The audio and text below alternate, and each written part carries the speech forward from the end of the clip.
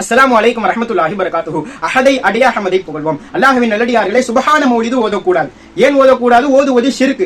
ஏன் ஓதுவது ஷிர்க்? சுப்ஹான மௌலிதிலே இருக்கக்கூடிய ஒரு சில வார்த்தைகள் அல்லாஹ்வுடைய அந்தஸ்திற்கு உயர்த்தி அருமை நாயகம் ஸல்லல்லாஹு அலைஹி வஸல்லம் அவர்களை புகழ்வதால் அந்த சுப்ஹான மௌலிதை ஓதுவது ஷிர்க் என்கிறார்கள். நாம் என்ன கேட்கிறோம்? அந்த வஹாபிகளுக்கும் நமக்கும் சுப்ஹான மௌலிதிலே ஒரு சில வார்த்தைகள் மட்டும் தான் கருத்து வேறுபாடுகள் இருக்கிறது. அவர்கள் எந்த வார்த்தைகளை எல்லாம் ஓதுவதை ஷிர்க் என்று சொல்லுகிறார்கள். நம்மளை பொறுத்தவரையிலும் சுப்ஹான மௌலிதிலே ஒரு வார்த்தையில் கூட ஷிர்க்குடைய வாசகமே இல்லை. ஆனால் அவர்களை பொறுத்தவரையிலும் எந்த வார்த்தைகளில் எல்லாம் ஷிர்க்குடைய வார்த்தைகள் இருக்கிறதோ, அர்த்தங்கள் இருக்கிறதோ, அந்த வார்த்தைகளை எல்லாம் அப்புறப்படுத்திவிட்டு நீக்கிவிட்டு மற்ற புகழ் எல்லாம் இருக்கிறதா இல்லையா? அந்த புகழை எல்லாம் கொண்டு பெருமானாரை புகழலாமா இல்லையா? ஆனால் ஒரு வஹாபிகளும் புகழ்வது கிடையாது. ஏன் புகழ்வதில்லை? சுப்ஹான மௌலிது கிதாபையும் புகழ்வது இல்லை, அதை கொண்டும் புகழ்வது இல்லை. இவர்களாக ஏதாவது ஒரு கிதாபை பெருமானாரை புகழ்ந்து எழுதுகிறார்களா, அதை ஓதுகிறார்களா என்றால் அதுவும் கிடையாது. ஸலவாத்தையும் உருப்படியாக ஓதுவது கிடையாது. ஆனால் ஒரு கவர்ச்சிகரமான வார்த்தையை ஒன்று பயன்படுத்தி விடுவார்கள், பிரச்சாரம் செய்வார்கள். பெருமானாரை நேசிப்பது என்றால் என்ன அர்த்தம் தெரியுமா? அன்பானவர்களே, பெருமானாரை நேசிப்பது என்பது அவர்களை அன்றாட வாழ்க்கையிலே பின்பற்றுவதுதான். நாமும் பின்பற்றி கொண்டுதான் இருக்கிறோம். தொப்பி போடுகிறோம், ஷைத்தான் போட்டான போடுறோம், ரசூலுல்லாஹ் போட்டான் தானே போடுறோம்.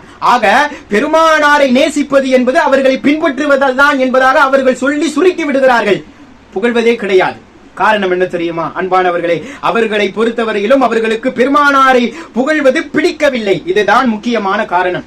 சுப்ஹான மௌலிது சொல்லுகிறது, ஹாதல் பஷீருன் நதீரு.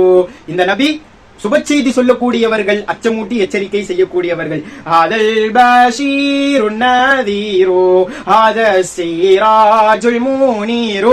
மேலும் இவர்கள் ஒளித்தரும் விளக்காகவும் இருக்கிறார்கள் என்பதாக சுப்ஹான மௌலிது சொல்லுகிறது. நாம் ஓதுகிறோம். அல்லாஹ் குர்ஆனிலே இதற்கு மாற்றமாகவா சொல்லுகிறான்? பாருங்கள். யா அய்யுஹன் நபியு இன்னா ரஸல்நாக ஷாஹிதன் வ முபஷ்ஷிரன் வ நதீரா வ தாயியன் இலல்லாஹி பிஇذனிஹி வ சிராஜம் முனீரா.